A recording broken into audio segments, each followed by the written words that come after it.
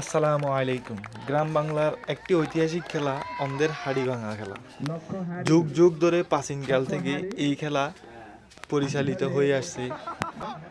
এই খেলায় ছোট বড় সবাই অংশগ্রহণ করে, যে যার জায়গা থেকে সফল হওয়ার চেষ্টা করে। এটি স্কুল, কলেজ, মাদ্রাসা, পাড়া, মহল্লা, সংগঠন, সামাজিক সংগঠন ইত্যাদি জায়গায় এই খেলা আয়োজন করা হয়। এই খেলায় অনেক দর্শক অংশগ্রহণ করে খেলা দেখার জন্য। খেলোয়াড়দেরকে করতালি দিয়ে, উৎসাহ দিয়ে অভিনন্দন জানায়।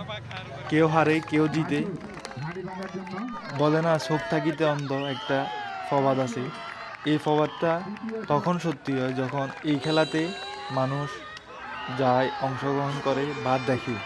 বোঝা যায় চোখ থাকিতে অন্ধ, ওই প্রবাদটা তখন সত্যি মনে হয়।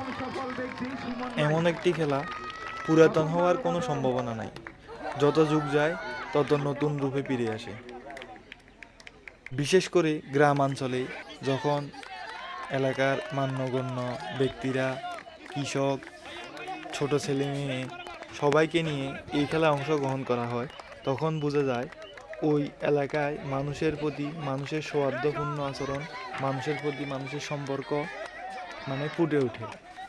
মানে এই খেলার মধ্যে যে একটা আনন্দ, অন্য খেলার মধ্যে তেমন একটা ফুটে ওঠার সম্ভাবনা কম।